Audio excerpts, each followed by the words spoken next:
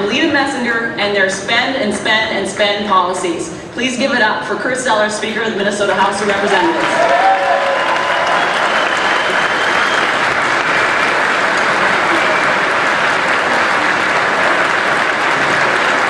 Thank you, everyone. Thank you very much. Very kind of you. Thank you very, very much. It is an honor and a pleasure to be here tonight. It is an honor and pleasure to be here as Speaker of the House this year and not as the Minority Leader as we were 2 years ago. And if it wasn't for each and every one of you in this room, we could not celebrate that fact. It was a first time in my generation, and almost a lifetime, that we had not only the majority in the House of Representatives, but also in the state Senate as well. We had majorities in both bodies because of the hard work of the people in this room. Thank you all very, very much from the bottom of my heart.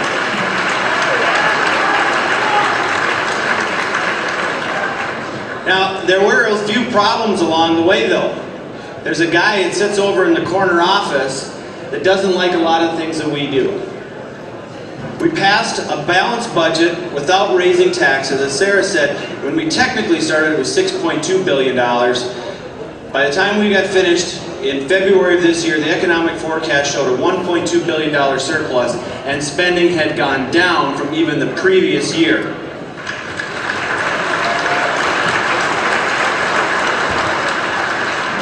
We cut red tape, we cut rules and regulations, we reformed the way government worked, but we didn't take that for granted. We started this year on a new reform agenda called Reform 2.0. And many of the members in here, and if you wouldn't mind, I know that they've probably been asked to stand before, but if some of my House colleagues who are here amongst you, if you could please rise up now and wave to the crowd if you're still in the room. See Diane Anderson over here, Kelby Woodard, Bruce Anderson in the front row, Peggy Scott. See there's Dave Hancock, and way in the back, Mary France and Glenn Gruenhagen. These were the folks, I call them the Liberty Warriors.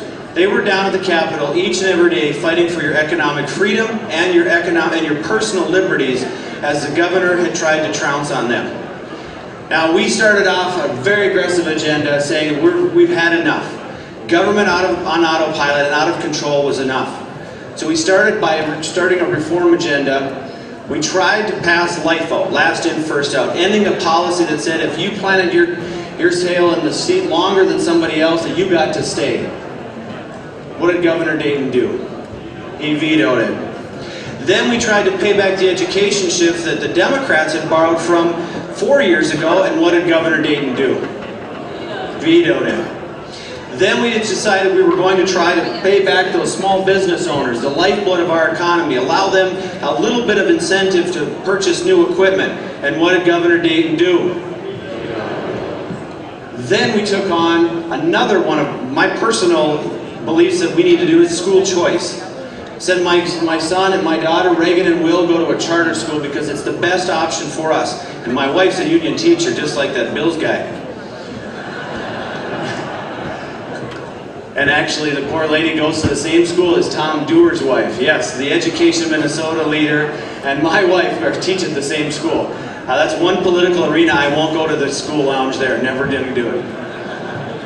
But we thought we should pass that same school choice for our students, whether they be in the inner city of Minneapolis, Maple Grove, Minnesota, or up in Ardoch. And what did Governor Dayton do? Vetoed it. We were going to take the pen away, but he keeps hiding it. Then we went on to something that's very near and dear to many of us, and that's to make sure that abortion clinics are safe. That just some small reform to say that there should be a doctor in the room if these things have to be performed. A very simple and safety-efficient measure, and what did Governor Dayton do?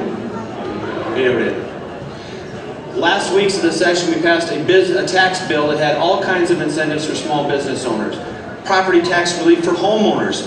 Many of you in this room, middle-class families, that when your property taxes go up too fast and too high, a tiny circuit breaker kicks in and gives you the property tax relief that you so justly deserve. And what did Governor Dayton do? Vetoed it.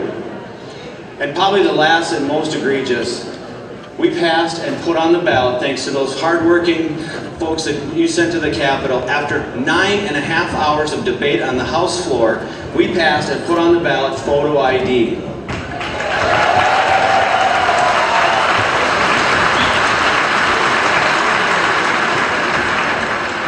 And only as a matter of symbolism, because he can't stop it, once we pass it through the House and Senate, what did Governor Dayton do symbolically? What did he try to do?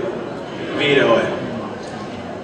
You can't stop this man. He's not going to agree with us. He is not going to be on our side. That is why I'm asking you today, I am pleading with you today, go out as you did 2 years ago. Door knock. We are in the home right now of Landslide Banyan. King Banyan won by 13 votes last year. He will need each and every one of your votes as help. And he'll need your feet. He'll need your hard work. He will need you out on every single door and every single front step, putting up a lawn sign and asking for his vote this fall. Mark Dayton is a liberal's liberal. There is not a tree he wouldn't hug, a tax he wouldn't raise, or a daycare he wouldn't try to unionize. We need your help, folks. He's going to have his ex-wife spend as much money as she actually sees fit, and she's a Rockefeller. I'm a small-town farm kid. I don't have checks that come that big. I've never even seen that much money, but she's going to write out a check to him in order to take us out of the majority. I will put up the hard work and the integrity and the character and the stamina on each and every one of you in this room against her big checkbook any day of the week. But we need your help.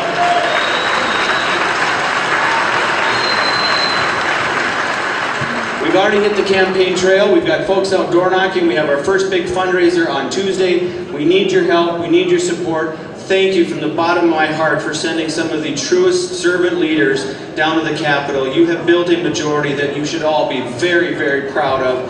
Help us stay there, help us expand, and we will turn Minnesota around and make us a pro-job, pro-liberty, pro-freedom state once again. Thank you, and God bless you all for being here.